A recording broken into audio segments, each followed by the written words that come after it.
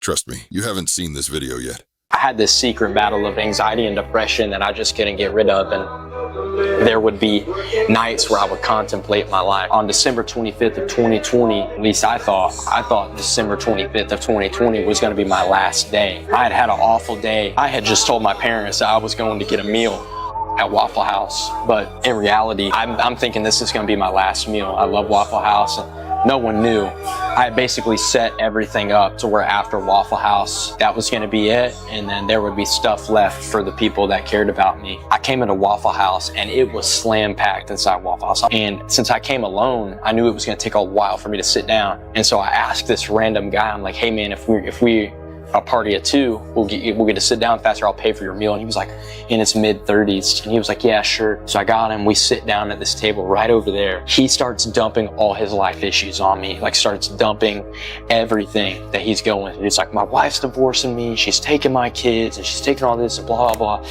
And you gotta think like where I'm coming from. No relationship with Jesus. My life feels hopeless, and now I'm trying to run away from my problems one last time, and I got somebody else dumping their problems on me. Like, it was awful. And I remember just kind of not paying attention to this guy, just eating. I'm just thinking, I can't wait to get out of here and get this over with. As he's just going in, just talking, and I'm just not listening. He says one thing that God used to change the course of my destiny. He goes, I love my wife and she doesn't feel the same about me. There's no growth in a relationship if the love isn't mutual. And when he said that, it was like all of time stopped. And for a split second, all of the head knowledge I'd ever learned anything in Bible class, all these Bible verses I learned when I was a little kid going to vacation Bible school at church, little stuff I had heard here and there about Jesus, the real Jesus, time stopped. And like a cinematic film reel, just panning thoughts in my brain. I'm hearing Bible verse scriptures I've never even read before in my life in my brain. And I'm finally hearing the words and the affirmation that I had searched for in my addictions and in my sin cycles that left me empty every time after I did them.